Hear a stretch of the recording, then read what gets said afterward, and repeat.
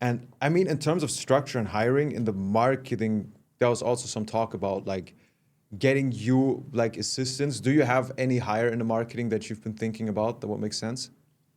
Maybe someone who sent me some good bits Yeah, and yeah, sure. Because the most of the time I'm on the research, then I find some good videos, and maybe there's the 8 of 10, yeah, and then I watch the video. What can I do better? What patterns have my model? What can I implement on this video? And maybe someone who can find me more volume of videos. got you. And yeah. Okay. I can run through like our hiring process for like researcher type position. Yeah. I can run through our process because like step zero, like before we do that, is like we always try to make it as little creative as possible because like teaching creativity is so hard, man. You've been scrolling content for like the last like months, for the last year basically. Like we've all been so deep into it. We have that understanding by now. You can look at a video like you said, oh yeah, 8 out of 10. This is probably what I would do with it. You know, it's like with me. Like I've looked at so many agencies at this point. I just know, okay, this is going to be the move. But the problem is with new hires, like if you try to teach someone what a good reel is, you're going to sit there for like 3 months, which is like very time inefficient. So step zero is we always try to rationalize it as much as possible. So, okay, ideally he sends us videos that look like this. They have an interesting background, they have a good hook, or they have something about them that we can copy, a viral outlier, the numbers, all this stuff. And we just put together like this checklist that you're also seeing, right? Like this clear checklist, yes or no questions. So I always send it to my dad. If my dad understands it, it's good. You can do this with any person in your family that doesn't know shit about OF, hopefully. We're like, all right, not only good background, but okay, what does a good background mean? Homozy does this all the time. He just breaks it down until it's easy. Okay, is there depth in the background? Is it wide? Is there enough color palettes? Is the lighting good? Is it not a white wall? Until you can put, let's say your cousin or any VA you can put on Instagram, and if he just follows the checklist, he's going to send you 8 out of 10 videos, for example. That's the first thing. And then also obviously giving him like an understanding. Cool. So the system is stable. He knows how to get the accounts up. He knows how to research what to look for, all these things. And from then on, we run them through this kind of boot camp. I mean, would you be down? Like, do you have specific countries where you hire from? Like, do you know where would you hire a researcher from? Like Germany, Philippines? Philippines, maybe. Yeah. I mean, for the German market, might even make sense to hire a German. It's not a no-go. We also have Filipinos, but you know how German language is when you translate it. You know, it's like super fucking ass. Do you have anyone in Germany, like just in your proximity, where you're like maybe a cousin or like my girlfriend's brother or whoever that would be down, or no? It's maybe hard, I think. But, Okay. but what's also important for you is the most research, I guess, is on the American market or English-speaking market. Yeah, we do a lot research on the American market and Okay. and this in the German market.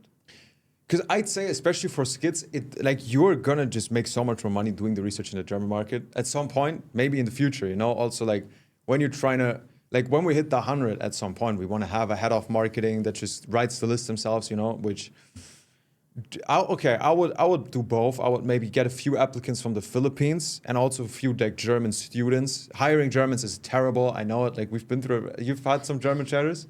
Yes. You know the fucking pain. Yeah. Like, yeah, they want to get like 20 grand for 3 hours of work. It's still possible.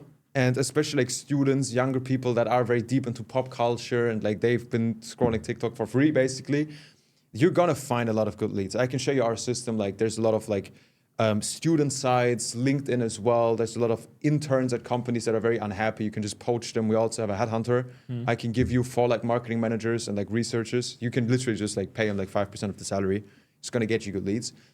And I'll just assume we're going to hire a German because it's easier, but Philippine could work. We just can't promote them at some point. And we just run them through like a boot camp. Now, we always fly them in and just let them like sit with us for a week looking at a scroll. You can also do it like over Zoom or Google Meet.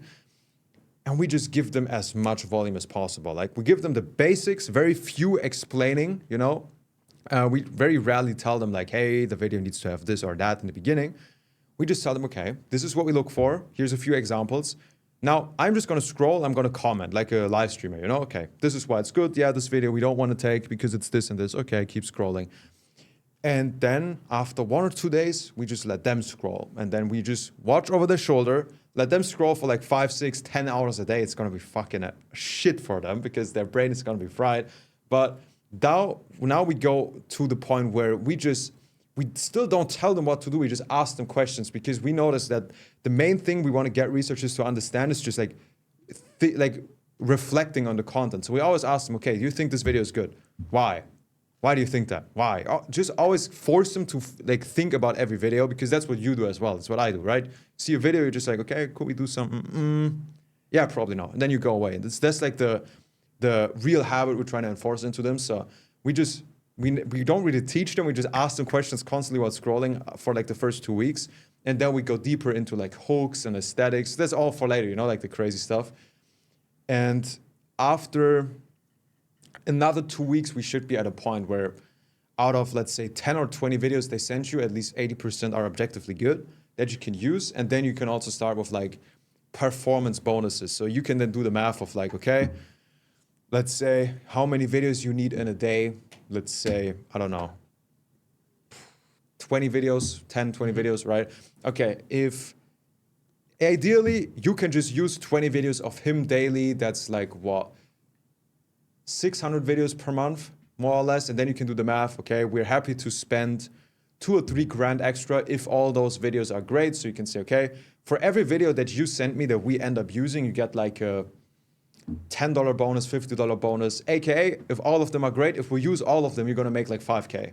You know, like kind of showing him the road to how much money he wants to earn, which is a good performance bonus that we figured out. Like if we use the video, you get money, even if we change it. So far that would be the structure, but like, is there anything missing to make it happen? Any questions?